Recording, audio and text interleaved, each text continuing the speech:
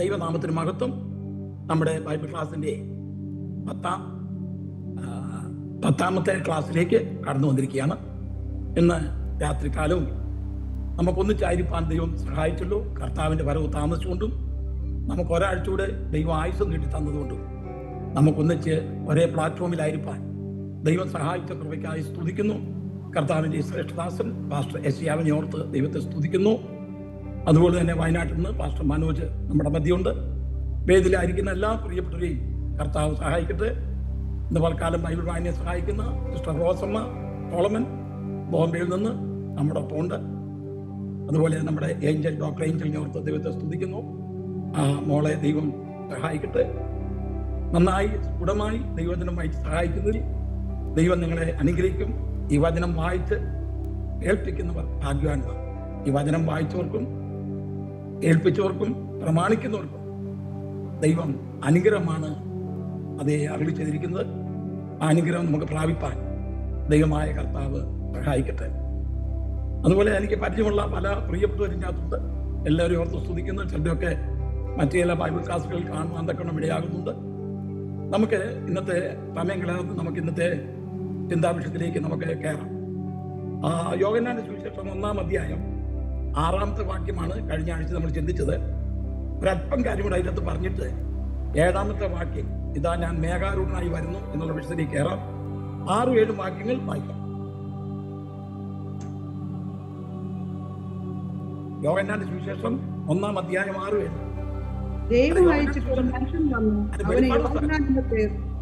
വെളിപ്പാട് പുസ്തകം 1-ാം അധ്യായം 6-7. നമ്മെ സ്നേഹിക്കുന്നവനും നമ്മുടെ പാപം പോക്കി നമ്മെ തന്റെ രക്തത്താൽ വിടുവിച്ച് തന്റെ പിതാവായ ദൈവത്തിന് നമ്മെ രാജ്യവും പുരോഹിതന്മാരും ആക്കി തീർത്തവനുമായവന് എന്നേക്കും മഹത്വവും ബലവും ആമേൻ. ഇതാ അവൻ മേഘാരൂഢനായി വരുന്നു. ഏത് കണ്ണും അവനെ കുത്തിത്തുളച്ചവരും അവനെ കാണും. ഭൂമിയിലെ ഗോത്രങ്ങളൊക്കെയും അവനെ ചൊല്ലി വിലപിക്കും. ഉവ്വ് ആമേൻ. നമ്മൾ പ്രധാനപ്പെട്ട വിഷയങ്ങളിലേക്ക് കയറാൻ പോവുകയാണ്. 1-ാം അധ്യായം തന്നെ ചില ദിവസങ്ങളിലൂടെ പൂർത്തീകരിക്കാൻ തക്കണം ക്ലാസ് എടുക്കും. വെളിപ്പാട് പുസ്തകം 3 ഭാഗങ്ങളായിട്ടാണ് തിരിച്ചിരിക്കുന്നത്. അത് 1-ാം അധ്യായം 19-ാമത്തെ വാക്യമാണ്.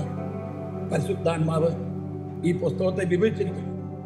നീ കണ്ടതും ഇപ്പോൾ ഉള്ളതും ഇനിമേൽ സംഭവിക്കാതിരിക്കും. അതാണ് ഈ പുസ്തകത്തിന്റെ വിഭജനം. അതിൽ 1-ാം ഭാഗമായ ഈ 1-ാം അധ്യായമാണ് നമ്മൾ ചിന്തിക്കുന്നത്. പ്രത്യേകിച്ച് അതിൻ്റെ 11 മുതലുള്ളതാണ് നീ കണ്ടതെന്ന് പറയുന്നത്. നീ കാണുന്നത് ഒരു പുസ്തകത്തിൽ എഴുതി എഫെസോസ്, സ്മുർന, പെർഗമോസ്, തുയത്തീര, സർദീസ് എന്നീ 7 സഭകൾക്ക് അയക്കുക. ഇവിടെ മുതലാണ് ഏറ്റവും പ്രധാനമായിട്ടുള്ളത്. കണ്ട കാര്യം പരിശുദ്ധാത്മാവ് പറഞ്ഞിരിക്കുന്നത്. ഇപ്പോൾ ഉള്ളതെന്ന് പറയുന്നതാണ് 2-3 അധ്യായം. ഇനി മേലിൽ ഭാവിയിൽ സംഭവിപ്പാനിരിക്കുന്നതാണ് 4-ാം അധ്യായം മുതൽ 22-ാം അധ്യായം വരെ. ഞാൻ കഴിഞ്ഞ ആഴ്ച ഓർപ്പിച്ചുകൊണ്ട് ഇത് ഇപ്പോഴെങ്കിലും തീരത്തില്ല. കർത്താവിൻ്റെ വരവ് വരെ, അല്ലെങ്കിൽ എനിക്ക് എന്തുമാത്രം ആയുസുണ്ടോ ആയുസ് വരെ ഈ ക്ലാസ് കണ്ടിന്യൂ ചെയ്തുകൊണ്ടിരിക്കും. ഞാൻ അവരുടെ സ്ഥലത്തൊരു ക്ലാസ് ഏറ്റു കഴിഞ്ഞാൽ ഞാനത് നിർത്തത്തില്ല. സമയം പാലകനാണ്. സമയത്തിന് മുമ്പേ ഞാൻ കയറും. ഒരു ഉത്തരവാദിത്വം ഏറ്റു കഴിഞ്ഞാൽ കുഴപ്പുന്ന ഒരു സ്വഭാവവും എൻ്റെ ജീവിതത്തിൽ. അലസെന്നും മടിയെന്നും പറഞ്ഞ ഒരു ജീവിതം കഴിഞ്ഞ 56 വർഷമായിട്ട് എനിക്കില്ല. എൻ്റെ ചെറിയ പ്രായം മുതൽ ഞാൻ വളരെ ഉത്സാഹിയാണ്. അലസത എന്താന്ന് പറഞ്ഞാൽ എനിക്ക് അറിയത്തില്ല. ഞാൻ ഇന്നലെ വൈകിട്ട് തന്നെ ഒട്ടും ഉറങ്ങി. ഇന്നലെ 2 മീറ്റിംഗ് ഉണ്ടായിരുന്നു. പകല് മീറ്റിംഗ് ഉണ്ടായിരുന്നു, വൈകിട്ട് മീറ്റിംഗ്, 3 മീറ്റിംഗ്. അപ്പോൾ ഇന്നലെ രാവിലത്തെ ക്ലാസ്സിനെ ഓർത്ത് ഇങ്ങനെ ചിന്തിച്ച് കിടക്കുകയായിരുന്നു. ഈ പ്ലാറ്റ്ഫോമിൽ വരുന്ന എല്ലാ പ്രിയപ്പെട്ടവരെയും മുഖം കാണുമ്പോൾ എനിക്ക് വലിയ സന്തോഷമുണ്ട്. വീഡിയോയിൽ വരാൻ ആഗ്രഹിക്കുന്നവർക്കൊക്കെ വീഡിയോ കാണാം, വരാം. അപ്പം നിങ്ങൾക്ക് എൻ്റെ മുഖം കാണാം, എനിക്ക് നിങ്ങളുടെ മുഖം കാണാം. സ്വർഗത്തിൽ ചെല്ലുമ്പോൾ നമ്മൾ മുഖാമുഖമായി കർത്താവിനെ കാണുമ്പോൾ നമുക്ക് അന്വേഷിക്കും. അവിടെ ചെല്ലുമ്പോൾ നമ്മുടെ യേശുവിനെ നമുക്ക് കാണാം. ഏറ്റവും കൂടുതൽ കഷ്ടം അനുഭവിച്ചതായ പൗലോസിനെ നമുക്ക് കാണാം. സിംഹത്തിൻ്റെ കോയിൽ കാണാം, ദാനിയേലിനെ കാണാം. എന്തൊരു സന്തോഷമായിരിക്കും. 4-ാം അധ്യായത്തിലേക്ക് കയറുമ്പോഴാണ് ആ സന്തോഷത്തിൻ്റെ പ്രവാഹം ഈ പ്ലാറ്റ്ഫോമിലുള്ളവർ അനുഭവിക്കാൻ നിൽക്കണം. അതിനു മുൻപായി ദൈവത്തിൻ്റെ പരിശുദ്ധാത്മാവ് നമ്മളെ ഒന്ന് ഉത്തേജിപ്പിക്കാൻ വേണ്ടിയാണ്, ഒന്ന് ഓർമ്മപ്പെടുത്താൻ വേണ്ടിയാണ്, ദൈവജനത്തെ ഒന്ന് മനസ്സിലാക്കാൻ വേണ്ടിയാണ് 7-ാമത്തെ വാക്യത്തിൽ ഇതാ ഞാൻ മേഘാരൂഢനായി വരുന്നു എന്നുള്ള പദം ഉപയോഗിച്ചിരിക്കുന്നത്. അത് നമ്മൾ ചിന്തിക്കാൻ പോവുകയാണ്. എന്നാൽ കഴിഞ്ഞ ആഴ്ച നമ്മൾ തീർക്കാൻ തക്കൊണ്ട് ഒക്കാതെ വളരെ സ്പീഡിൽ പോണ്ടി വന്നു. ഒരുപാട് സമയം നിങ്ങളെ ഈ പ്ലാറ്റ്ഫോമിൽ ഇരുത്തി മുഷിപ്പിക്കാനും ഞാൻ ആഗ്രഹിക്കുന്നില്ല. അതുകൊണ്ട് ഉള്ള സമയം 40-50 മിനിറ്റ് ക്ലാസ് എടുത്തിട്ട് നമുക്ക് വീണ്ടും നമ്മുടെ ജോസ് ഓമല 2 പാട്ട് പാടി ദൈവത്തെ സ്തുതിച്ച് ആരാധിച്ച് നമുക്ക് പിരിയാം. ഇവിടെ നമ്മൾ വായിക്കുന്നത് നമ്മെ സ്നേഹിക്കുന്നവൻ, നമ്മളെ ചിന്തിച്ചു, നമ്മുടെ പാപം പോക്കി നമ്മെ ശുദ്ധീകരിക്കുന്നവൻ. നമ്മുടെ പാപം എന്ന് പറഞ്ഞാൽ ലക്ഷ്യം തെറ്റുക എന്നുള്ളതാണ് അതിൻ്റെ ഒരു പ്രധാനപ്പെട്ട അർത്ഥം. നമ്മളൊരു ലക്ഷ്യത്താക്കിയിട്ട് അത് തെറ്റിപ്പോയി.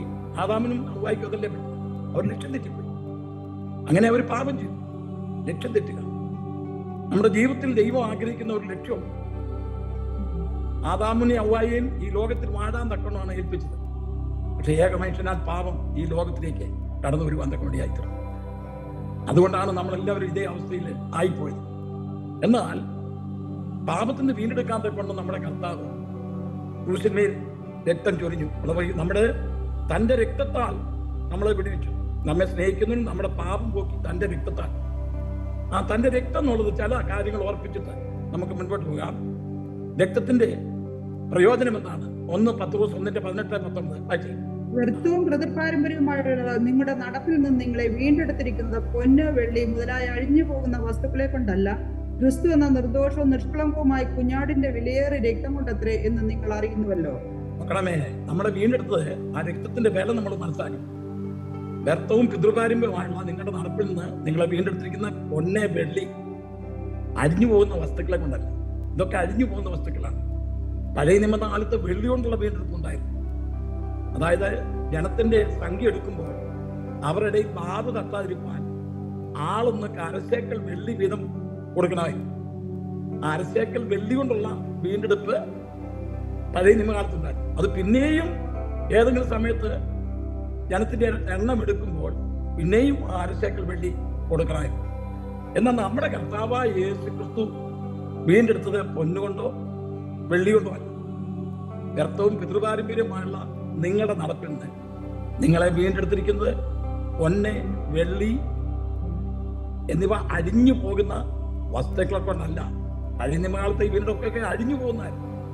എന്നാൽ നമ്മളെ വീണ്ടെടുത്തിരിക്കുന്ന കുഞ്ഞാടിന്റെ വിലയേറിയ രക്തം കൊണ്ടാണ്. ആ രക്തം ഒന്നാമത്തെ വിഷയം എന്ന് പറഞ്ഞാൽ ഈ രക്തം വിലയേറിയ രക്തമാണ്.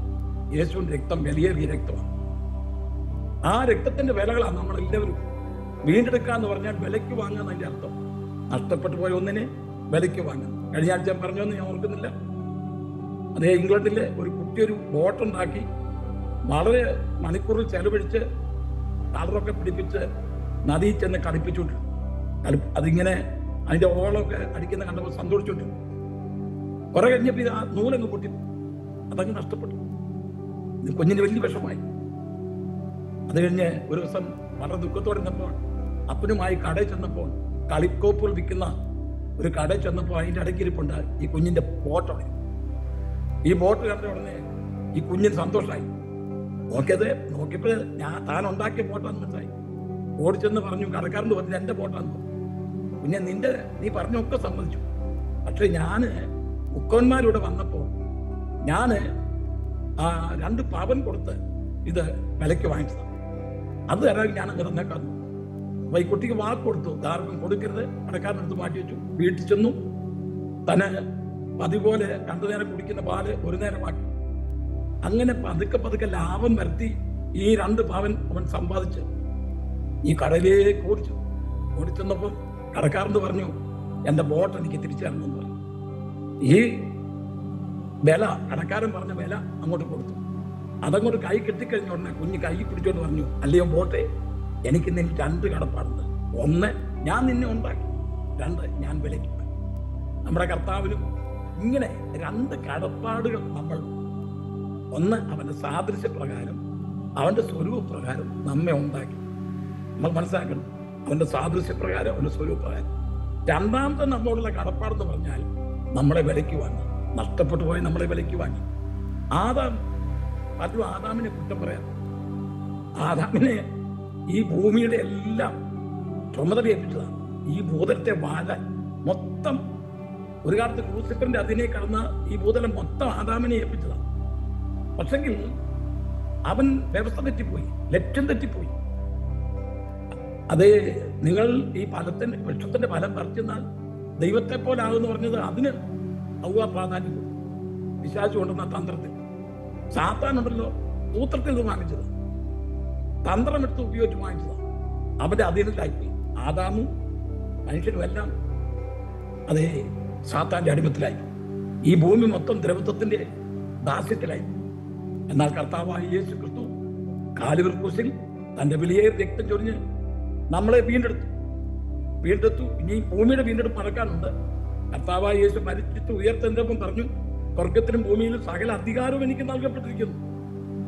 സകല അധികാരവും കർത്താവിന് ലഭിച്ചെങ്കിലും സാത്താൻ ഇറങ്ങിക്കൊടുക്കാതെ നമ്മളൊരു വ്യക്തിയെ നമ്മുടെ പറമ്പിൽ താമസിപ്പിച്ചാൽ, അത് കുടി പറപ്പിച്ചാൽ അവൻ അവകാശം ചോദിക്കുന്ന പോലെ ഇറങ്ങത്തില്ലല്ലോ. പിന്നെ പോലീസൊക്കെ വന്ന് അവൻ ചോദിക്കുന്ന പൈസ ഒക്കെ കൊടുത്താണ് ഇറങ്ങുന്നതെന്ന് പറഞ്ഞോടെ താത്താൻ തർക്കം പുറപ്പെടുവിച്ചുകൊണ്ടിരിക്കുക. താത്താൻ യേശുവിനോട് പറഞ്ഞു, പോയി കാണുന്നതെല്ലാം എന്റേതാ, വീണെന്നെ നമസ്കരിക്കാമെങ്കിൽ ഞാൻ തന്നേക്കാം. സകല ലോകവും ദുഷ്ടന്റെ അധീനതയിലാണ് കിടക്കുന്നത്. അതൊക്കെ നമ്മൾ പഠിക്കാൻ പോകുന്നു. 5-ാം അധ്യായത്തിലേക്ക് വരുമ്പോൾ അതൊക്കെ വിശദമായി നമ്മൾ പഠിക്കും. അപ്പൊ ഞാനിപ്പോ ഒരു നിമിഷം ഒന്ന് ഓർപ്പിച്ചെന്ന് മാത്രമേ ഉള്ളൂ. നമ്മുടെ കർത്താവായ യേശു ക്രിസ്തു സ്വർഗീയ പോലീസുമായി വെളിപ്പാട് ദിവസം 19-ാം അധ്യായം 11-ാമത്തെ വാക്യത്തിൽ ഈ ഭൂമിയിലേക്ക് ഇറങ്ങി വന്ന് താത്താന്റെ അധീനയിൽ കിടക്കുന്ന ഈ ഭൂമി വീണ്ടെടുക്കും. അവനെ പിടിച്ച് 1000 ആണ്ടേക്ക് ചങ്ങലയിട്ട് കൂട്ടും. ഒരു രാജാവ് നീതിയോടെ വാഴും, പ്രഭുക്കന്മാർ ന്യായത്തോടെ അധികാരം നടത്തും. അന്തിക്രിസ്തുവിനെ കള്ളപ്രവാചനെയും പിടിച്ച് തീപ്പൊയ്യലേക്ക് തള്ളിയത്. അതൊക്കെ നടക്കാൻ പോകുന്ന കാര്യമാണ്. അപ്പൊ ഞാൻ പറഞ്ഞു വന്നത്, ഈ രക്തം ഉണ്ടല്ലോ എത്ര വിലപ്പെട്ടതാണെന്നറിയാമോ? സ്വന്തം രക്തം, അവസാനത്തുള്ളി രക്തം വരെ നമുക്ക് ഊറ്റി തന്നു. ഇനി രണ്ടാമത്തെ ഗുണം റോമർ 5:9 മാറ്റി, അവന്റെ രക്തത്താൽ നീതീകരിക്കപ്പെട്ട ശേഷമോ നാം അവനാൽ എത്ര അധികമായി കോപത്തിൽ നിന്ന് രക്ഷപ്പെടും. നീതീകരിക്കപ്പെട്ട ഈ രക്തം നീതീകരിക്കുന്ന രക്തം, ഈ രക്തം നീതീകരിക്കുന്ന രക്തമാണ്. അപ്പൊ നമ്മള് പാപികളായിരുന്നു, നീതിമാന്മാരാരുമില്ല, ഒരുത്തൻ പോലുമില്ല. എന്നാൽ നമ്മുടെ കർത്താവായ യേശു ക്രിസ്തു നമ്മെ നീതീകരിച്ചു. അതോർക്കണം.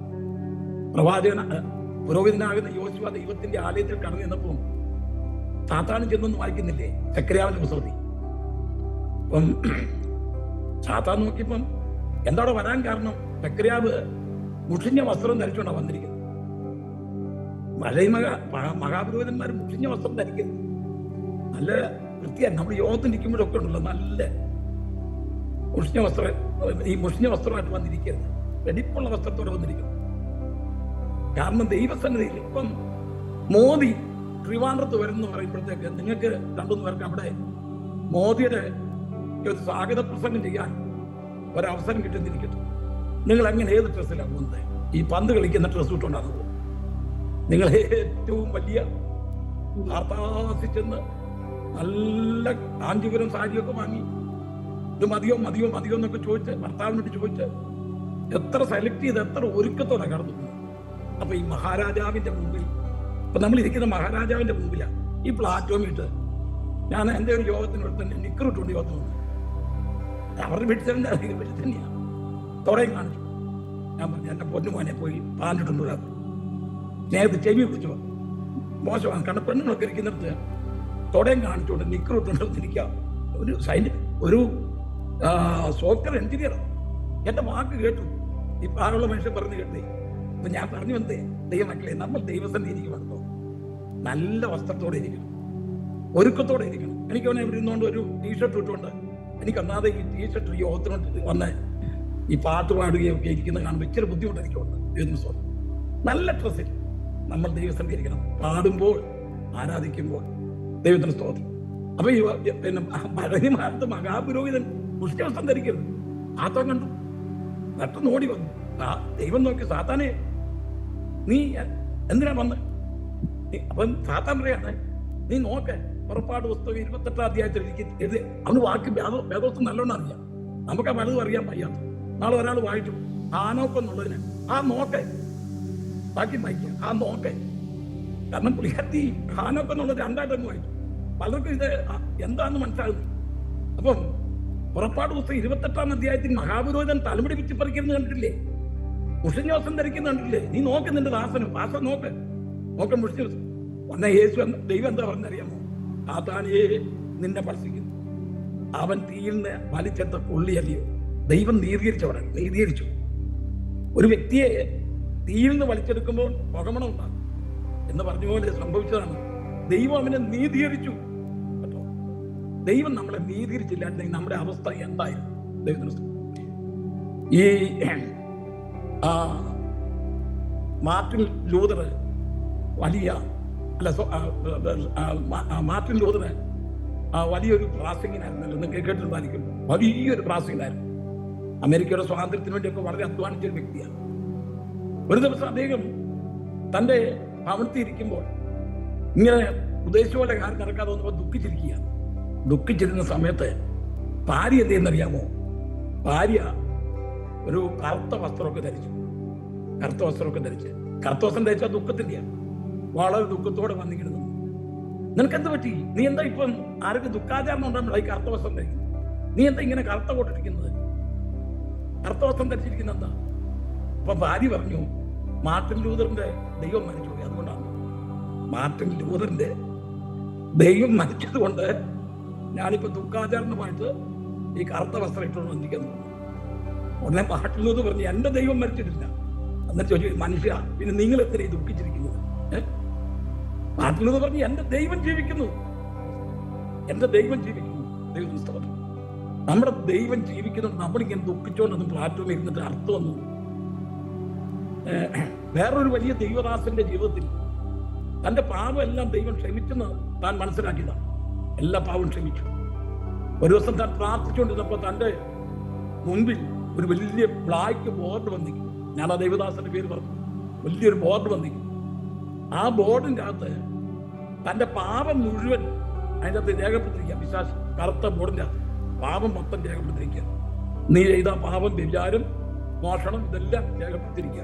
അയ്യോ, പുള്ളി അങ്ങാകെ ദുഃഖിച്ച് വിഷമിച്ചിരുന്നു. സാത്താൻ കൊണ്ടൊന്ന് ഉറപ്പിക്കും.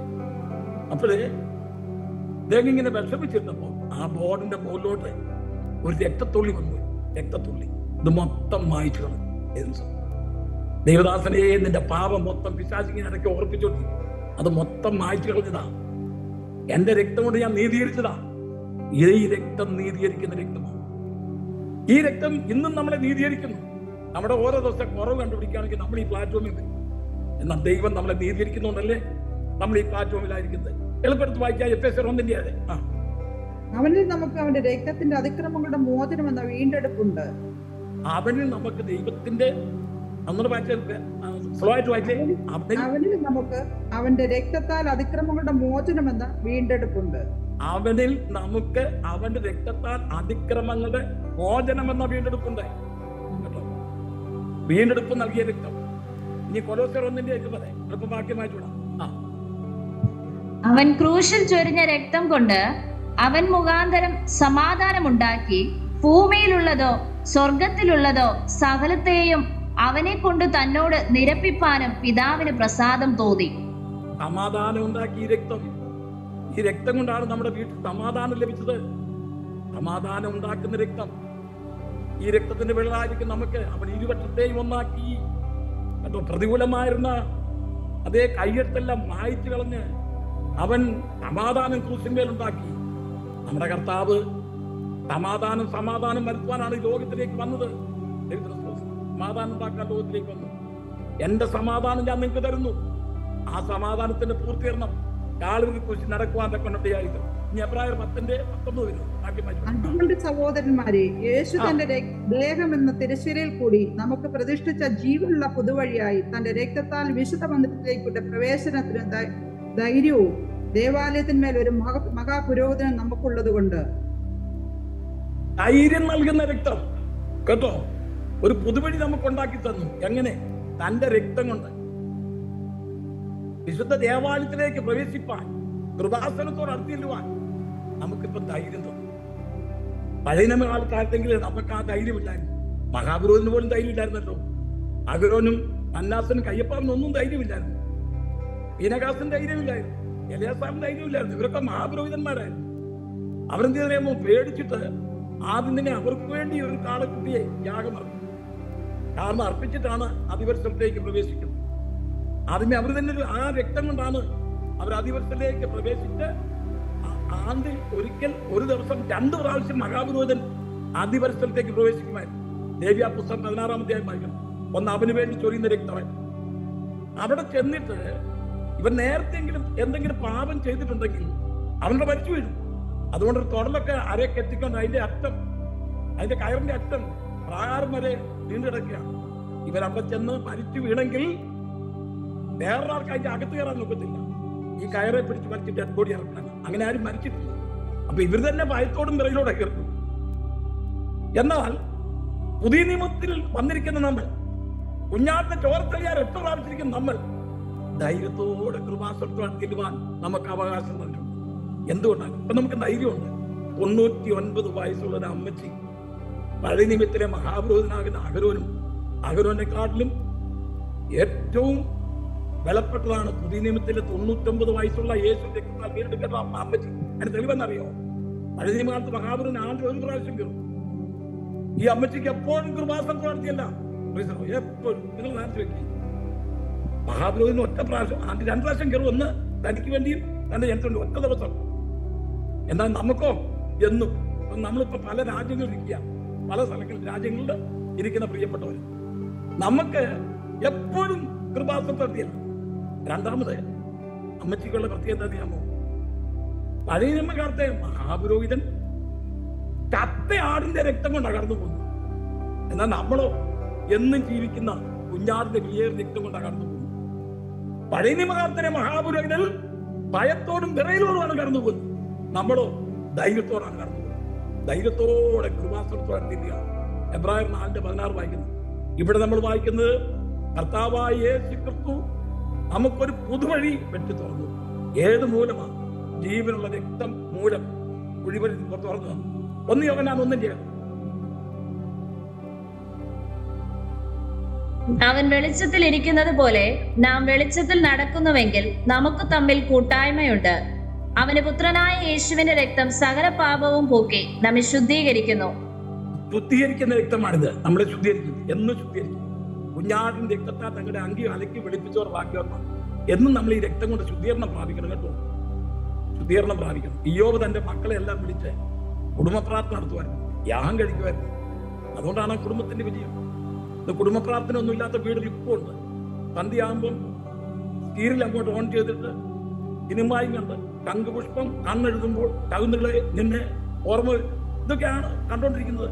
ഇതൊക്കെ നിർത്താൻ നമ്മുടെ ജീവിതത്തിൽ അതും കണ്ടോണ്ടിരിക്കാനല്ല, നമ്മുടെ മക്കളെ വിളിച്ച് കുടുംബ പ്രാർത്ഥന നടത്തി ദൈവത്തെ സ്തുതിപ്പാൻ തക്കണം.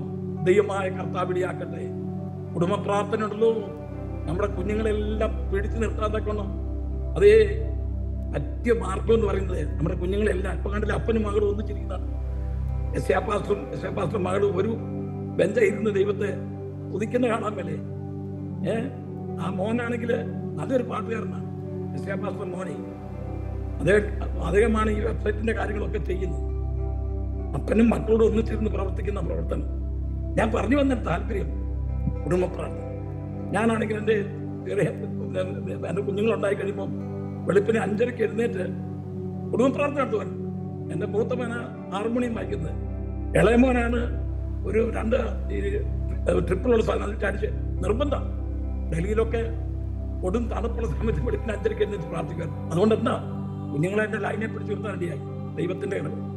2 കുഞ്ഞുങ്ങളും നല്ലപോലെ പാടുന്നവരും, 2 കുഞ്ഞുങ്ങളും ഇൻസ്ട്രുമെന്റ് വായിക്കുന്നവരും, എൻ്റെ മക്കൾ 2 പേരും എനിക്ക് ഇംഗ്ലീഷിലേക്ക് ട്രാൻസ്ലേറ്റ് ചെയ്യുന്നവരും. ആ നിലയിൽ കുഞ്ഞുങ്ങളെ എൻ്റെ കൂടെ നിർത്തുവാൻ 5 കൊച്ചുമക്കളുണ്ട്, എല്ലാവരും പാട്ടുകാർ. ഞാൻ പറഞ്ഞത് യോബ് തന്റെ കുഞ്ഞുങ്ങളെ നേരെ നിർത്തിയത് എങ്ങനെയെന്നറിയാമോ? കുടുംബ പ്രാർത്ഥനയായിരുന്നു. ദൈവത്തിന് സ്തോത്രം. ഇനിയും വെളിപ്പാട് പുസ്തകം 12:11 വായിച്ചേ. അവനെ കുഞ്ഞാടിന്റെ രക്തം ഹേതുവായിട്ടും തങ്ങളുടെ സാക്ഷ്യവചന ഹേതുവായിട്ടും ജയിച്ചു. മരണപര്യന്തം തങ്ങളുടെ പ്രാണനെ സ്നേഹിച്ചതുമില്ല. കുഞ്ഞാടിന്റെ രക്തം ഹേതുവായിട്ട് ജയിച്ചു. ജയം നൽകുന്ന രക്തമാണ്. അതുകൊണ്ടല്ലേ നമ്മൾ പാടുമ്പോഴേ കാത്തിക്കുവത്തിനെ രക്തത്താൽ ജയം, രക്തത്താൽ ജയം, രക്തത്താൽ ജയം യേശുവേ. ഇന്നും ഈ രക്തത്തിന് ശക്തിയുണ്ട്. പഴയ നിയമകാലത്ത് 10 ബാധകൾ മിസ്രൈമിലുണ്ടായി. 9 ബാധകൾ മോശ ചെയ്തു. മോശ ബാധകളൊക്കെ നടത്തി ക്ഷീണിച്ചു. പറവോന്റെ ഹൃദയം കടഞ്ഞപ്പോഴില്ലാതെ ഒരു പ്രയോജനം. അവസാനം ദൈവം നേരിട്ട് പറഞ്ഞു, ഞാൻ നേരിട്ട് പ്രവർത്തിക്കാൻ പോകും.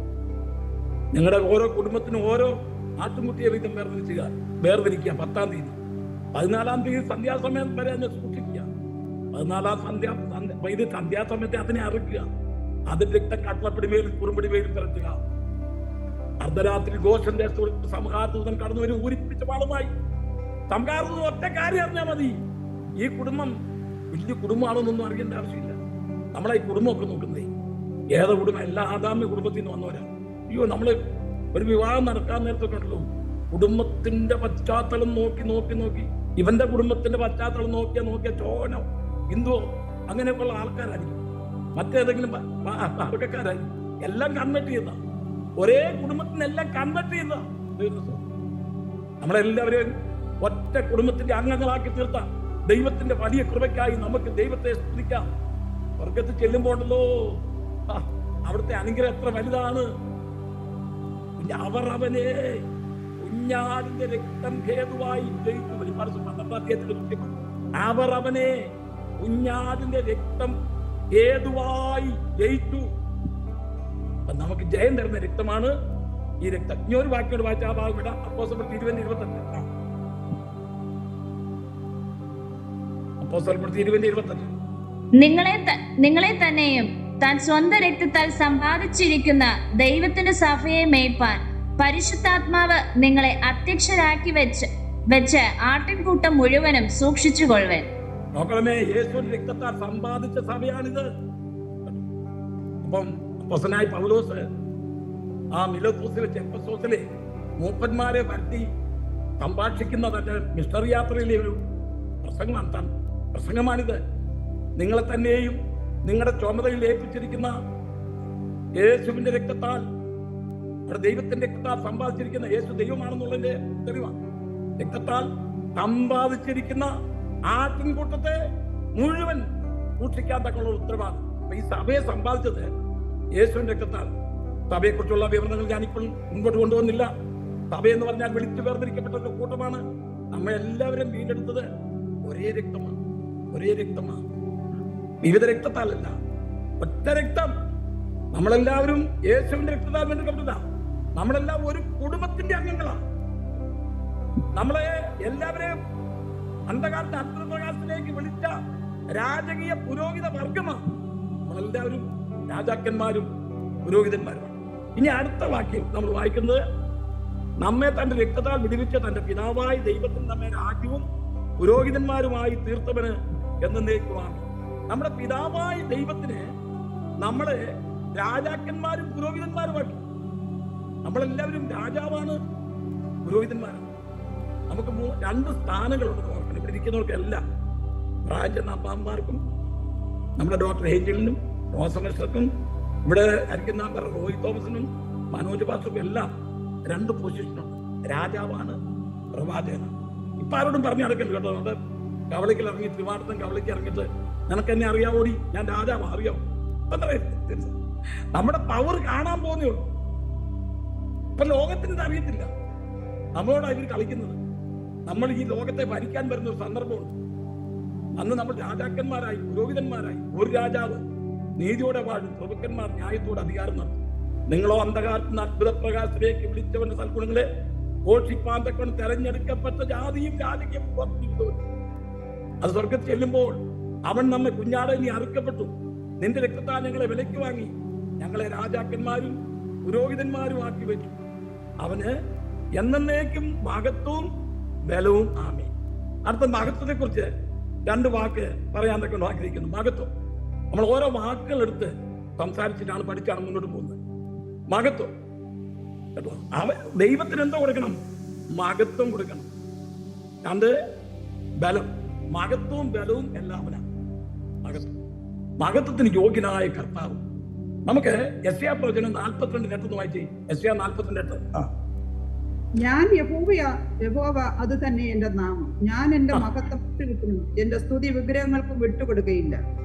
ഞാൻ യഹോവയാകുന്നു, അത് തന്നെയാകുന്നു എൻ്റെ നാമം. ഞാൻ എൻ്റെ മഹത്വം വിട്ടുകൊടുക്കത്തില്ല. അപ്പം മഹത്വത്തിന് യോഗ്യനായവൻ ആരാണ്? നമ്മുടെ ദൈവം. സകല മഹത്വത്തിന് യോഗ്യൻ. മഹത്വത്തിന്റെ ഒരംശം പോലും എടുക്കാൻ തക്കോണം നാം എടുക്കാൻ തക്കോണം ആഗ്രഹിക്കുന്നില്ല.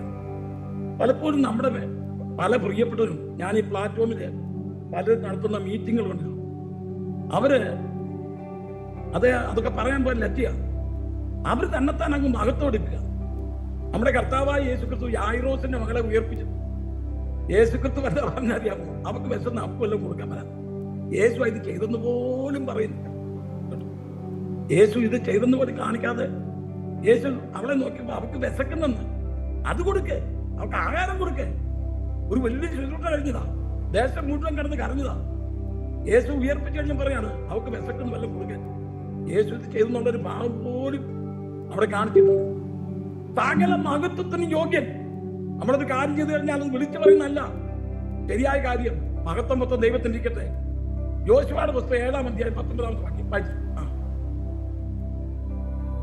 യോശുവ 7:19. യോശുവ ആസാനോട്, മകനെ, ഇസ്രായേലിന്റെ ദൈവമായ യഹോവയ്ക്ക് മഹത്വം കൊടുത്ത് അവനോട് ഏറ്റു പറക, നീ എന്ത് ചെയ്തു എന്ന് പറക, എന്നോട് മറച്ചു വെക്കരുത് എന്ന് പറഞ്ഞു. എരിയോ പട്ടണം പിടിച്ചു കഴിഞ്ഞ് ഇവര് ഹായ് പട്ടണത്തെ പിടിച്ചെടുക്കാൻ പോയത് കുറച്ചു പേര് മാത്രമേ. വലിയൊരു കൂട്ടം കൊണ്ട് വലിയൊരു സംഭവം അവിടെ ഉണ്ടായത്. ഏതാ? എരിയോവിന്റെ കോട്ടടിക്കാന്ന് പറഞ്ഞാൽ വലിയൊരു സംഭവമാണ്. അവരാരാധിച്ചു. 7 ദിവസം ചുറ്റിക്കറങ്ങി. 7-ാം ദിവസം 7 പ്രാവശ്യം ചുറ്റി. പുരോഹിതന്മാർ കാകളമുറി മതിലിടിച്ചു. ഇതിപ്പരം വലിയ സംഭവം എന്താ? അമേരിക്കയിൽ നിന്ന് എയർ ഇന്ത്യയുടെ പ്ലെയിൻ പത്തം കൊണ്ട് ഒരു വ്യക്തി ഇന്ത്യൻ മഹാസമുദ്രത്തിന്റെ മുകളിൽ കൂടെ താൻ പൈലറ്റായിട്ട് വർഷങ്ങളായി ഓടിച്ച് ബോംബെ ചെന്നിറങ്ങി. അവരുടെ കെട്ടും സാധനങ്ങളും എല്ലാം ആയിട്ട് പോയി ഇറങ്ങി. അതേ പ്ലെയിൻ തന്നെ വീണ്ടും തിരിച്ചു കൊണ്ടുവന്നു. 36 വർഷം താൻ പൈലറ്റായി ഒരു കേടും വരാതെ കൊടുങ്കാറ്റിനെ അതിജീവിച്ച് ഈ മഹാസമുദ്രത്തിന്റെ മുകളിൽ കൂടെ സൂക്ഷ്മമായി ഓടിച്ച ജോസഫ് എന്ന് പറഞ്ഞ പൈലറ്റ്. ഒരു വലിയ പ്രവൃത്തിയില്ലേ? അദ്ദേഹം നാട്ടിൽ ചെന്നപ്പോഴേ ഉമ്മച്ചന്റെ കാളം കഴിച്ചു മരിച്ചു. ഇത്രയും വലിയ പ്രവൃത്തി ചെയ്തൊരു വ്യക്തി ഒരു കാളവൻ ഇടിച്ചു മരിച്ചു എന്ന് പോയെന്ന് പറഞ്ഞാൽ നമ്മൾ എങ്ങനെ വിശ്വസിക്കും? എന്ന് പറഞ്ഞ പോലെ വലിയ വലിയ കാര്യങ്ങൾ ചെയ്ത പ്രിയപ്പെട്ടവർ ഒരു കാളവൻ ഇടിച്ചു മരിച്ചു പോയെന്ന് പറഞ്ഞാൽ, നിസാരമായ വിഷയത്തിന്റെ മുഖത്ത് പരാജയപ്പെടുന്നു പറഞ്ഞാൽ എന്തൊരു ശോചനീയമാണ്. ഇവിടെ എരിയോ പട്ടണം പിടിച്ച വ്യക്തി ഇസ്രായേൽ ജനം ആയി പട്ടണത്തോട് പാന്തക്കണം 36 പേരെ അയച്ചു. അധികം പേരൊന്നും പോകണമെന്ന് അല്ല, കുറച്ച് 2000-3000 പേര് പോയെന്ന് തോറ്റുപോയി. അവളെ ഒന്നും ദൈവത്തോട് ചോദിക്കാതെ പെട്ടെന്നൊക്കെ പോവുകയാണ്. അയ്യോ, യോശുവയുടെ വിഷമം കാണുന്നു. 2000-3000 പേര് പോയാൽ മതി. അവർ ഹായ് പട്ടണം തോറ്റുപോയി. എന്താ സംഭവിച്ചെന്നറിയാതെ അവര് ചീട്ടിട്ടു. കുടുംബത്തിന് വീണു, ഗോത്രങ്ങൾക്ക് വീണു. ഗോത്രത്തിന് പിന്നെ അത് കുടുംബമായി ഇങ്ങനെ വന്ന് ആകാൻ ചെയ്തു. അപ്പൊ ആകാനോട് യോശുവ പറയാം, മകനെ, നീ ദൈവത്തിന് മഹത്വം കൊടുത്തിട്ട് ഇവിടെ കളിക്കലും നടക്കത്തില്ല. നീ മഹത്വം കൊടുക്കുക. ആദ്യമേ നീ ദൈവത്തിന് മഹത്വം കൊടുക്കുക. നീ ചെയ്തത് എന്താണെന്നൊക്കെ പറ, ഏറ്റു പറ. മകനെ, നീ ഒന്ന് ഏറ്റു പറ. ദൈവത്തിന് മഹത്വം കൊടുക്കുക. വിളിയൊക്കെ കേട്ട് കഴിഞ്ഞപ്പോഴേ അവനോർത്ത് ഒരു വിടുതലുണ്ടെന്ന് ഞാൻ. അവൻ പറഞ്ഞു, ഞാന് പൊൻകെട്ടിയും വെള്ളിക്കെട്ടിയും കണ്ട് മോഹിച്ച് എന്റെ കൂടാരത്തിനടിയിൽ ഒളിച്ചു വെച്ചിരുന്നു. അത് കണ്ടുപിടിച്ചു. പിന്നെ ആകാനെയും കുടുംബത്തെയും എന്ത് ചെയ്തു? ആഗോർ താഴ്വരയിൽ കൊണ്ടുപോയി കൊന്നുകളഞ്ഞു. അമരാപുരത്തിലേക്ക് കിടക്കുന്നില്ല. ദൈവത്തിന് മഹത്വം കൊടുക്കുക. വെളിപ്പാട് പുസ്തകം 16:9. മനുഷ്യർ അത്യുഷ്ണത്താൽ വെന്തുപോയി. ഈ വാതകളുടെ മേൽ അധികാരമുള്ള ദൈവത്തിന്റെ നാമത്തെ ദുഷിച്ചതല്ലാതെ അവന് മഹത്വം കൊടുക്കാൻ തക്കവണ്ണം മാനസാന്തരപ്പെട്ടില്ല. ദൈവത്തിന് മഹത്വം കൊടുത്തില്ല. അവിടെ ക്രോധകലശം ചൊറിഞ്ഞുകൊണ്ടിരിക്കുകയാണ്. ഇത് വീടുതോറും അവര് സാധാരണ ഇത് വരുമ്പോൾ ദൈവത്തെ ഒന്ന് വിളിക്കണ്ട. അവരെന്ത് ചെയ്തില്ല? ദൈവത്തിന് മഹത്വം കൊടുത്തില്ല. യാഗുകയാണ്. എന്താണ് ഈ ശിക്ഷാവധി വന്നത്? എന്താണ് ഇങ്ങനെ സംഭവിക്കാൻ കാരണം? അവരെല്ലാവരും ദൈവത്തിന് മഹത്വം കൊടുക്കാതെ താങ്കൾ ദൂഷിച്ചു, ദൈവത്തെ ദൂഷിച്ചു എന്നാണ് വായിക്കുന്നത്. റോമർ 4:20. ദൈവത്തിന്റെ വാഗ്ദത്തങ്ങൾ അവിശ്വാസത്തിൽ സംശയിക്കാതെ വിശ്വാസത്തിൽ ശക്തിപ്പെട്ട് ദൈവത്തിന് മഹത്വം കൊടുത്തു. വിശ്വാസത്തിൽ ശക്തിപ്പെട്ട് ദൈവത്തിന് മഹത്വം കൊടുക്കുക. വാഗ്ദത്തങ്ങൾ നമ്മൾ സംശയിക്കരുത്, ദൈവത്തിന് മഹത്വം കൊടുക്കുക. ഒരു വാക്യം കൂടെ, അപ്പോസ്തലപ്രവൃത്തി 12:21. അപ്പോസ്തലപ്രവൃത്തി. അവൻ ദൈവത്തിന് മഹത്വം കൊടുക്കുകയാൽ കർത്താവിന്റെ ദൂതൻ ഉടനെ അവനെ അടിച്ചു. അവൻ കൃമിക്ക് ഇരയായി പ്രാണനെ വിട്ടു. അവൻ ദൈവത്തിന് മഹത്വം കൊടുക്കായികയാ. ആരാ? ഹെരോദാവ് തോത്തിരുടെയും സീദോന്റെ നേരെ തൂത്തിച്ചിരിക്കുമ്പോൾ ഇവനൊരു പൊങ്ങച്ചനാണെന്ന് അവർക്ക് മനസ്സിലായി. അല്പം പൊക്കിയാൽ അങ്ങ് പൊങ്ങിക്കോളെന്ന് മനസ്സിലായി. അപ്പൊ അവരെല്ലാവരുടെ ഒരു ഉടമ്പടിക്ക് വേണ്ടി വന്നിട്ട് ഇവന്റെ അരിക്കൽ വന്ന് ഇവന് ഹെരോദാവ് ഒരു എന്നിട്ട് പ്ലാറ്റ്ഫോമിൽ സംസാരിക്കാൻ തുടങ്ങി. ഇവരെല്ലാം കിടന്ന് ആത്തു പോയി. അയ്യോ, ഇത് മനുഷ്യന്റെ ശബ്ദമൊന്നും അല്ല, ഇത് ദേവന്റെ ശബ്ദമാണെന്ന് പറഞ്ഞപ്പോൾ പുള്ളി അങ്ങ് പോയി. ദൈവത്തിന് മഹത്വം കൊടുക്കായികയാണ്. ദൈവത്തിന് ഒറ്റ അടിയാണ്, ക്രമിച്ച് പ്രാണനെ. സാധാരണ പ്രാണനെ വിട്ടതിന് ശേഷം ക്രമിക്കുന്ന പുള്ളി ക്രമിച്ചങ്ങ് പ്രാണന. ദൈവത്തിന് മഹത്വം കൊടുക്കുക. ഹേരോദ് രാജാവ് പറഞ്ഞു, അല്ല നെബൂഖദ്നേസർ പറഞ്ഞു, ഞാൻ എന്റെ ധനഭാഗത്തെ മഹത്വം ഞാൻ ഉണ്ടാക്കിയ മഗതിയാൻ ബാബിലോണല്ലയോ ഇത് എന്ന് പറഞ്ഞു. ഉടനെ ദൈവത്തിന് മഹത്വം കൊടുത്തില്ല. ഞാൻ ഉണ്ടാക്കിയ മഗതിയാൻ ബാബിലോണല്ലയോ, അവിടെ തകർന്നു വീണു. ദൈവത്തിന്റെ മക്കളെ, ദൈവം നമ്മളെ എത്ര ഉയർത്തിയാലും കൃപയാൽ എന്റെ ദൈവമാണ് എനിക്ക് തന്നത്, എന്റെ ദൈവമാണ് എനിക്ക് വിജയം തന്നത്, എന്റെ ദൈവമാണ് എന്നെ ഈ കുപ്പയിൽ നിർത്തിയത്. സകല മഹത്വവും ദൈവത്തോടുക്കുക. മൂന്നാമത് മഹത്വവും ബലവും. ബലം ആർക്കുള്ളതാണ്? നമ്മൾ 62-ാം സങ്കീർത്തനം 1-ാമത്തെ വാക്യം വായിക്കുമ്പോൾ ഓടിച്ചു വായിച്ചാണ്. എന്റെ ഉള്ളിൽ ദൈവത്തെ നോക്കി മൗനമായിരിക്കുന്നു, എന്റെ രക്ഷ അവങ്കൽ നിന്ന് വരുന്നു. 62:1 എന്റെ ബലം എന്നൊരു വാക്കില്ലേ? എന്റെ ബലവും ഇല്ല. എന്റെ ഉള്ളം ദൈവത്തെ നോക്കി മൗനമായിരിക്കുന്നു, എന്റെ രക്ഷ അവങ്കൽ നിന്ന് വരുന്നു. ഓക്കെ, നമുക്ക് ഒരു വാക്യം വായിച്ചാൽ കൂടാ. 46-ാം സങ്കീർത്തനം 1-ാമത്തെ ദൈവം നമ്മുടെ സങ്കേതവും ബലവുമാകുന്നു. ദൈവം നമ്മുടെ സങ്കേതവും ബലവുമാകുന്നു. കഷ്ടങ്ങൾ ഏറ്റവും തുണയായിരിക്കും. 2 രാജാക്കന്മാർ നമുക്ക് യുദ്ധം നടന്നേ പഴയ കാലം.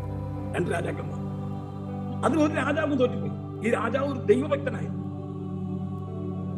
ദൈവഭക്തൻ പണ്ടത്തെ കാലത്താണ്. ദൈവഭക്തനായിരുന്ന ഒരു വ്യക്തി തോറ്റുപോയി. അദ്ദേഹം എന്റെ ദൈവമേ എന്ന് പറഞ്ഞ് ഓടുകയാണ്. കാരണം ശത്രുക്കൾ പുറകേട്ട് ഓടിച്ചോണ്ടിരിക്കും. കാരണം ഇവനെ അടിമയാക്കി പിടിക്കാൻ ഓടിച്ചോണ്ടിരിക്കുക. ഈ രാജാവ് ദൈവമേ, ദൈവത്തെ വിളിക്കുന്ന ദൈവമേ എന്ന് വിളിച്ച ഒരു താഴ്വരയിൽ ഒരു വളവ് ഇങ്ങനെ തിരിയേണ്ടത് വന്നു. അവിടെ ഒരു ചെറിയ ഗുഹയാണ്. ഈ തോറ്റ രാജാവ് ആ ഗുഹയ്ക്കകത്തോടെ കയറി കഴിഞ്ഞപ്പോൾ വന്ന സൈന്യം ഉണ്ടല്ലോ, ഈ ഗുഹ കാണാതെ ആ സ്പീഡിലെങ്കിലും ഒരു 3-4 മണിക്കൂർ അവിടെ കിടന്ന് ഈ രാജാവിനെ തിരക്കി നടന്നു, കിട്ടിയില്ല. അപ്പൊ അതിലൊരുത്തൻ പറഞ്ഞു, സ്നേഹിതരെ, നമ്മളിങ്ങനെ തിരക്കിടക്കേണ്ട ആവശ്യമില്ല. എന്റെ ബലമായ സംശയം ആ വളവിന്റെ ഒരു ചെറിയ ഗുഹ കണ്ടാണ്. ആ ഗുഹയ്ക്കകത്ത് ഈ മനുഷ്യൻ കയറാൻ നിൽക്കുന്ന യാതൊരു സാധ്യതയില്ല, അത്രയ്ക്ക് ചെറുതാണ്. എന്റെ വിചാരം അവൻ അവിടെ തന്നെ ഉണ്ടെന്നു പറഞ്ഞു. ഉടനെ ഇവർ പറഞ്ഞു എല്ലാവരും കൂടെ തിരിച്ചു വന്നു. തിരിച്ച് ഈ ഗുഹയുടെ വാതൊക്കെ വന്നു നിന്നപ്പോൾ വേറൊരു പടയാളി പറഞ്ഞു, നമ്മളിവിടെ ചുമ്മാ കിടന്ന് സമയം കളയുകയാണ്. ഈ തോറ്റ രാജാവ് ആ ഗുഹയ്ക്കകത്ത് ഇരുന്നുകൊണ്ട് ഏതെങ്കിലും എടുത്ത് കറിയാ. ഇവരവിടെ നിന്ന് ഓടിപ്പോയി പറഞ്ഞു ഷൂസിന്റെ ശബ്ദം കേട്ട സമയത്ത് സന്തോഷിച്ചതാണ്. എന്നാൽ ഷൂസിന്റെ ശബ്ദം എല്ലാം വീണ്ടും തിരികെ വന്നപ്പോഴത്തേക്ക് ഞാൻ പിടിക്കപ്പെട്ടു പോയി എന്നുള്ള അങ്കലാപ്പിലിരിക്കുകയാണ്. അപ്പോൾ ഈ രാജാവ് ഇവരുടെ സംസാരം കേൾക്കുക. ആ വന്ന പടയാളിൽ ഒരു വ്യക്തി പറഞ്ഞു, നമ്മൾ എന്തിനാ ഇവിടെ പോട്ടത്തരം കാണിക്കുന്നത്? നിങ്ങൾ ആ ഗുഹയുടെ വാതുക്കളൊക്കെ നോക്കി. ആ ഗുഹയുടെ വാതുക്കൾ ഒരു 8 കാലി വല കാണുന്നില്ലേ, ഒരു നെറ്റ്. ഈ രാജാവിന്റെ അകത്ത് കയറിയിട്ടുണ്ടായിരുന്നെങ്കിൽ ചിന്ന ഭിന്നമായി പോയി. ഈ രാജാവിന്റെ അകത്ത് കയറിയിട്ടില്ല തെളിവാണ് ആ 8 കാലി വല അവിടെ നിൽക്കുന്നത്. ഇവരെല്ലാം അവിടുന്ന് പോയി. എന്റെ ഷൂസിന്റെ ശബ്ദം എല്ലാം മാറിക്കഴിഞ്ഞപ്പോൾ ഈ രാജാവ്, തോറ്റ രാജാവ് ആ ഗുഹയ്ക്കകത്ത് പറഞ്ഞു, ദൈവം ഒരാൾക്ക് അനുകൂലമെങ്കിൽ ഒരു 8 കാലി വല ഉരുക്കുകോട്ടയ്ക്ക് സമം. ദൈവം ഒരാൾക്ക് പ്രതികൂലമെങ്കിൽ ഒരു ഉരുക്കുകോട്ട, ഒരു 8 കാലി വല സമം. ദൈവം നമ്മുടെ ബലവും നമ്മുടെ സങ്കേതമാണ്. ദൈവം നമുക്ക് ബലമായിട്ടുണ്ടെങ്കിൽ നമുക്കൊന്നും പേടിക്കണ്ട. യെരമ്യാ പ്രവചനം 16:10 വായിച്ചത്. യെരമ്യാ 16:19 ചില വാക്യങ്ങളൊക്കെ പറ്റുള്ളൂ.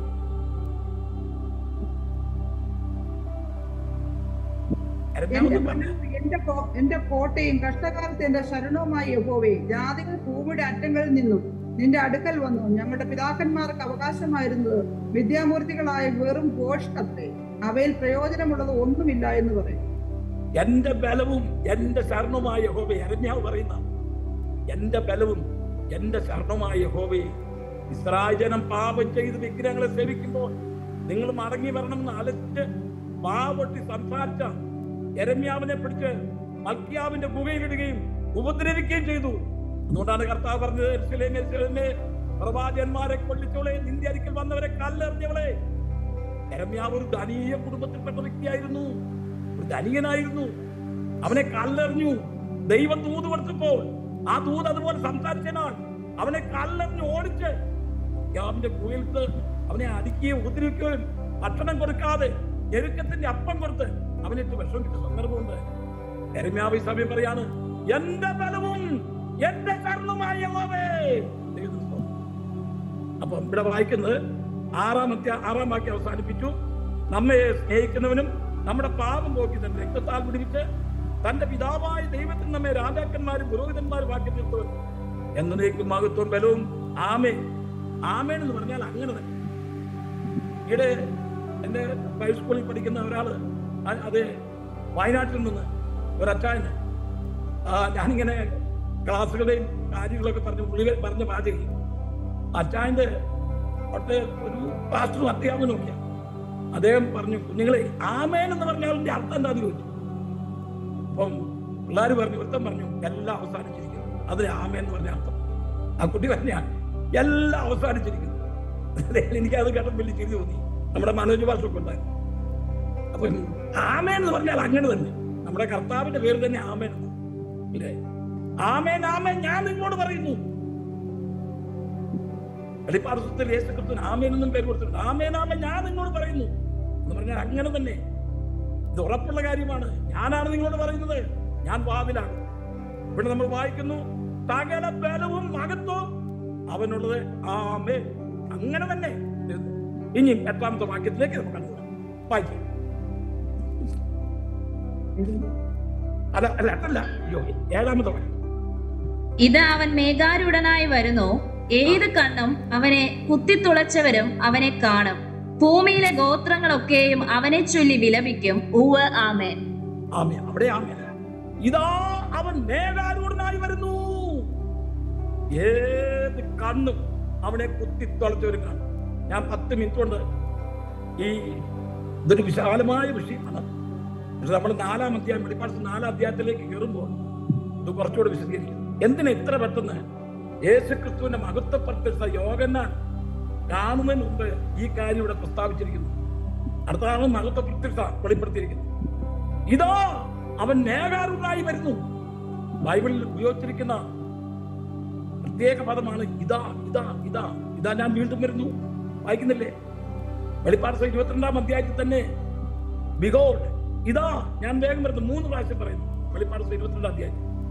ഇവിടെ നമ്മൾ ഈ 7ാമത്തെ വാക്യത്തിൽ പറയുന്നു, ഇതാ അവൻ മേഘാരൂഢനായി വരുന്നു, ഏത് കണ്ണും അവനെ കുത്തിത്തുളച്ചവനും കാണും.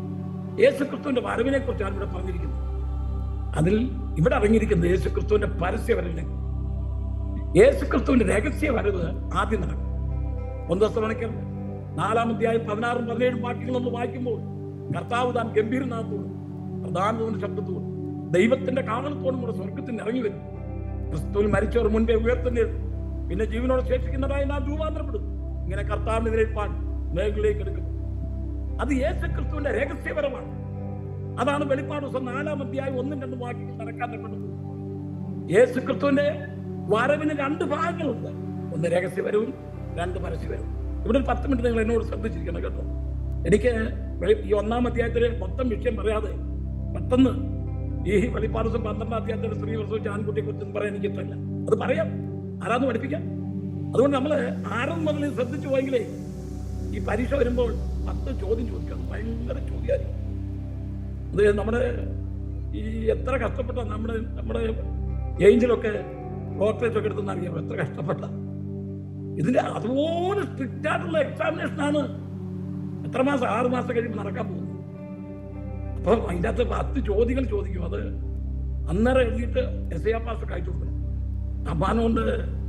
സമ്മാനമുണ്ട്. ഈടെ ദുബൈന്ന് അമ്മച്ചി എന്നെ വിളിച്ചു, എൻ്റെ പാസ്റ്റർ ഞാൻ ദുബൈയിൽ ഏതോ വേറൊരു വിഷയം എടുക്കും. അദ്ദേഹം ഒരു മാസം കഴിയുമ്പോൾ എക്സാമിനേഷൻ ഉണ്ടെന്ന് പറഞ്ഞപ്പം നേരത്തെ പറഞ്ഞത് ഇന്നലെ അമ്മച്ചി പ്രായമുള്ളൊരു അമ്മച്ചിയാണ്. അമ്മച്ചി എന്നെ വിളിച്ച് വോയിസ് മെസ്സേജ് ഇരിക്കുന്ന ക്ലാസ് കഴിഞ്ഞ 3 ആഴ്ച എനിക്ക് ക്ലാസ്സിന് കയറാനും ഒത്തില്ല. അതുകൊണ്ട് ആ ക്ലാസ്സിൽ എന്താ പറഞ്ഞെന്ന് എനിക്ക് അറിയത്തില്ല. അതുകൊണ്ട് എക്സാം ഇടുമ്പോൾ ഞാൻ തോറ്റു പോകുന്ന എനിക്ക് പേടിയാണ്. നോക്കട്ടെ, അമ്മച്ചിക്ക് ഇത്രയും നിങ്ങളൊന്ന് ആലോചിച്ച് നോക്കി. 70 വയസ്സുള്ള അമ്മച്ചി പല്ലൊന്നും ഇല്ല. അമ്മച്ചിക്ക് എക്സാം എഴുതാൻ പോകും. അപ്പൊ അമ്മച്ചി എത്ര ഞാൻ വരും പെട്ടെന്ന് ക്ലാസ്സെല്ലാം അയച്ചു കൊടുത്തു അമ്മച്ചിക്ക് പഠിക്കാനായിട്ട്. അപ്പൊ ഞാൻ പറഞ്ഞു താല്പര്യം ഇതൊന്നും ശ്രദ്ധിക്കാതിരിക്കുന്ന പ്രിയപ്പെട്ടവരും ചിലപ്പോഴൊക്കെ ഇരിപ്പുണ്ടാണ്. പാസ്റ്റർ പറയുന്ന എല്ലാം ശരിയാണ്, അങ്ങനെ ചിന്തിക്കുന്ന ആൾക്കാരുണ്ട്. പുള്ളി തെറ്റൊന്നും പറയുന്ന അവളെല്ലാം ശരിയാന്ന് പറഞ്ഞിരിക്കുന്നവരുണ്ട്. പരീക്ഷ വരുമ്പോൾ കാണാം, പിടിക്കപ്പെടാൻ പോവാ. അവിടെ ദൈവമക്കൾ വളരെ ശ്രദ്ധയോടെ ഇരിക്കണം. ഇതാ അവൻ മേഘാരൂഢനായി വരുന്നു, ഏത് കണ്ണും അവനെ കുത്തിത്തുളച്ചവരും കാണും. കർത്താവായ യേശു ക്രിസ്തുവിന്റെ പരസ്യവരമാണ്. രഹസ്യവരവ് വെളിപ്പാട് പുസ്തകം 4-ാം അധ്യായം 1-2. പരസ്യവരവ് വെളിപ്പാട് പുസ്തകം 19-ാം അധ്യായം 11-ാമത്തെ വാക്യത്തിൽ. ഇപ്പൊ ഞാൻ എല്ലാം ഒന്ന് മുഖവരിയായിട്ട് പറഞ്ഞ ആ ഭാഗം കൂടെ നമ്മൾ വിശദമായി ചിന്തിക്കാനുള്ള വിഷയമാണ്. ചില വാക്യങ്ങൾ നമ്മുടെ പ്രിയപ്പെട്ടവർ നമ്മളെ വായിച്ച് സഹായിക്കുകയും ചെയ്യും.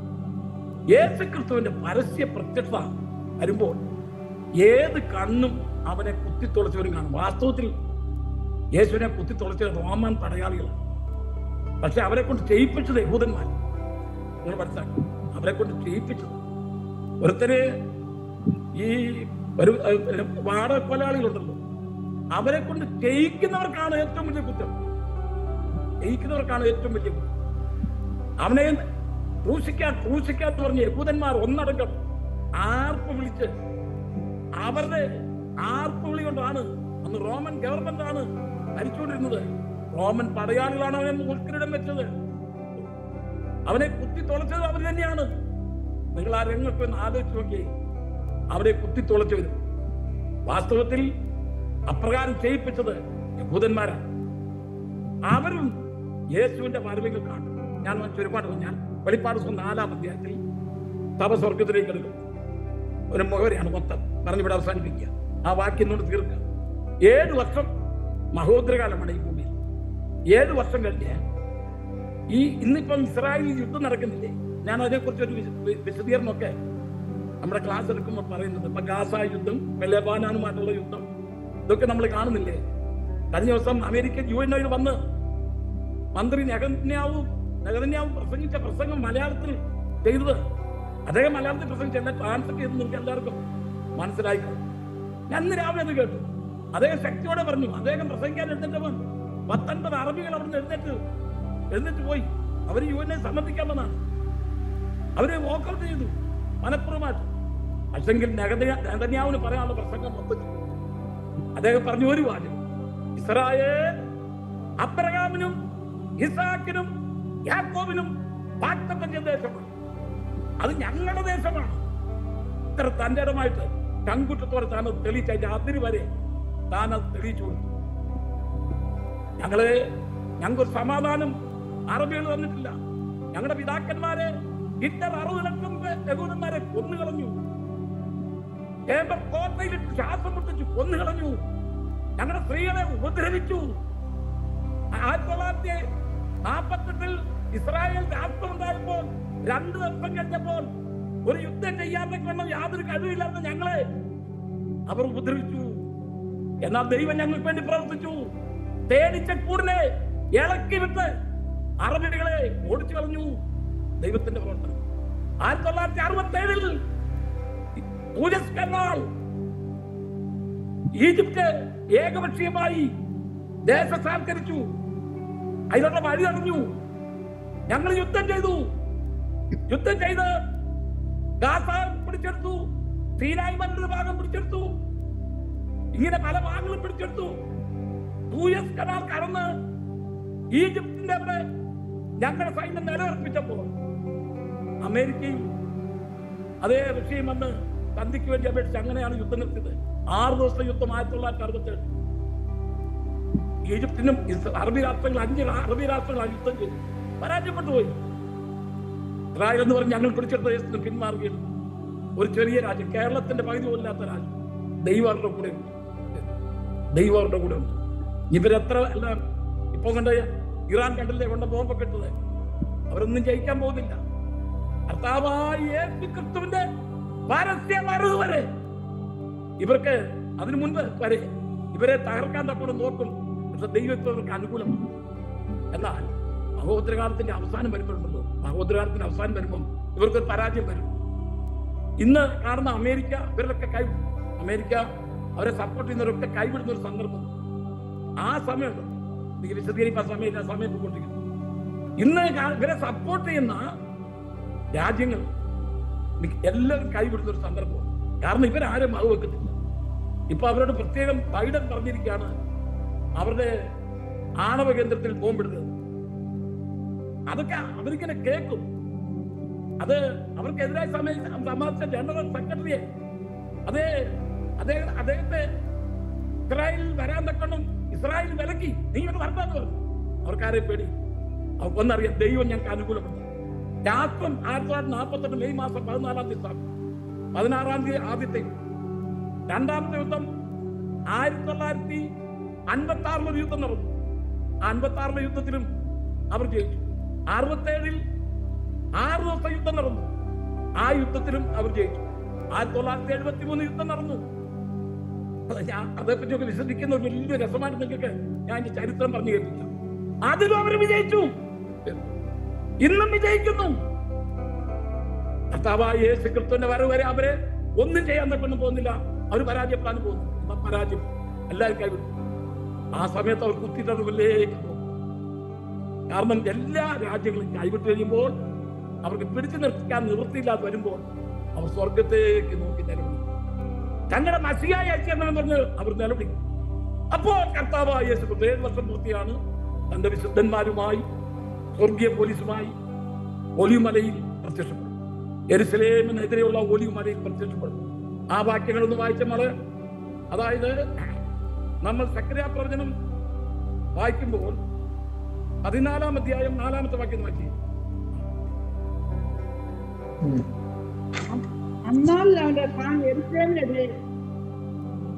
അത് തന്നെ കിഴക്കുള്ള ഒലിവുമലയിൽ നിൽക്കും. ഒലിവുമല കിഴക്ക് പടിഞ്ഞാറായി നടുവേ പിളർന്നു പോകും. ഏറ്റവും വലിയൊരു താഴ്ച ഉളവായി വരും. മലയാളി ഒലിവുമലയിൽ പ്രത്യക്ഷത്തോട് പരസ്യമായിട്ട് അന്ന് അവിടെ വലിയൊരു താഴ്വരയുണ്ട് ഒലിവുമലയിൽ. അന്ന് അവിടെ ഉള്ള യഹൂദന്മാരെല്ലാം കൂടി വരും. യേശു പറയും, ഞാനാണ് നിങ്ങളുടെ മശിയ. അവർ പറഞ്ഞു, ഞങ്ങൾ എങ്ങനെ വിശ്വസിക്കും? അപ്പൊ അന്തിക്രിസ്തു മശിയ എന്ന് പറഞ്ഞ് ഞങ്ങളെ കളിപ്പിച്ചതാണ്, ഞങ്ങൾ എങ്ങനെ വിശ്വസിക്കും? ഉടനെ കർത്താവിന്റെ മുറിവേറ്റ ആരും കാണിക്കും, ഇത് നിങ്ങളുടെ പിതാക്കന്മാർ എന്നോട് ചെയ്ത ക്രിയ. തന്റെ വിലാപ്പുറം കാണിക്കും, എന്റെ വീട്ടിൽ നിന്ന് കിട്ടിയ അടിയാണിത്. ഇതെല്ലാം കാണിക്കുമ്പോൾ അവർ വിലപിക്കുന്ന വിലാപത്തെ കുറിച്ച് സക്കറിയ പ്രവചനം 12-ാം അധ്യായം 9 മുതൽ 14 വരെ വായിക്കും. സക്കറിയ 12-ന്റെ 9 മുതൽ 14 വരെ വായിച്ചമാണ്. അന്നാളിൽ ഞാൻ യെരൂശലേമിന്റെ നേരെ വരുന്ന സകല ജാതികളെയും നശിപ്പിപ്പാൻ നോക്കും. ഞാൻ ദാവീദ് ഗൃഹത്തിന്മേലും യെരൂശലേം നിവാസികളുടെ മേലും കൃപയുടെയും യാചനകളുടെയും ആത്മാവിനെ പകരും. തങ്ങൾ കുത്തിയിട്ടുള്ളവങ്കിലേക്ക് അവർ നോക്കും. ഏകജാതനെ കുറിച്ച് വിലപിക്കുന്നത് പോലെ അവർ അവനെ കുറിച്ച് വിലപിക്കും. ആദ്യജാതനെ കുറിച്ച് വ്യസനിക്കുന്നത് പോലെ അവർ അവനെ കുറിച്ച് വ്യസനിക്കും. അന്നാളിൽ മെഗിദ്ദോ താഴ്വരയിലുള്ള ഹദ് റിമോനിലെ വിലാപം പോലെ യെരൂശലേമിൽ ഒരു മഹാവിലാപം ഉണ്ടാകും. ദേശം കുലം കുലമായി വെവ്വേറെ വിലപിക്കും. ദാവീദ് ഗൃഹത്തിന്റെ കുലം പ്രത്യേകവും അവരുടെ സ്ത്രീജനം പ്രത്യേകവും, നാഥാൻ ഗൃഹത്തിന്റെ കുലം പ്രത്യേകവും അവരുടെ സ്ത്രീജനം പ്രത്യേകവും, ലേവി ഗൃഹത്തിന്റെ കുലം പ്രത്യേകവും അവരുടെ സ്ത്രീജനം പ്രത്യേകവും, ശിമയിൽ കുലം പ്രത്യേകവും അവരുടെ സ്ത്രീജനം പ്രത്യേകവും, ശേഷിച്ചിരിക്കുന്ന കുലങ്ങളൊക്കെയും അതത് കുലം പ്രത്യേകവും അവരുടെ സ്ത്രീജനം പ്രത്യേകവും വിലപിക്കും. നോക്കണമേ, അവിടെ വലിയ ഒരു വിലാപം ഉണ്ടാകും. നമ്മൾ വായിക്കുന്ന വേദഭാഗമാണ്, വലിയ ഒരു വിലാപം ഉണ്ടാകും. യേശു ക്രിസ്തു ഒലിവുമലയിൽ പ്രത്യക്ഷപ്പെടുമ്പോൾ ഒരു ഭൂകമ്പം ഉണ്ടാകും. അത് 2 ഭാഗമായി തിരിയും. അവിടെയുള്ള സകല യഹൂദന്മാരും കൂടി വരുന്ന സന്ദർഭത്തിൽ കർത്താവ് പറയും, ഞാനാണ് മശിയ. ആ സമയത്താണ് അവർ കുത്തിയിട്ടുള്ളവരിലേക്ക് നോക്കും.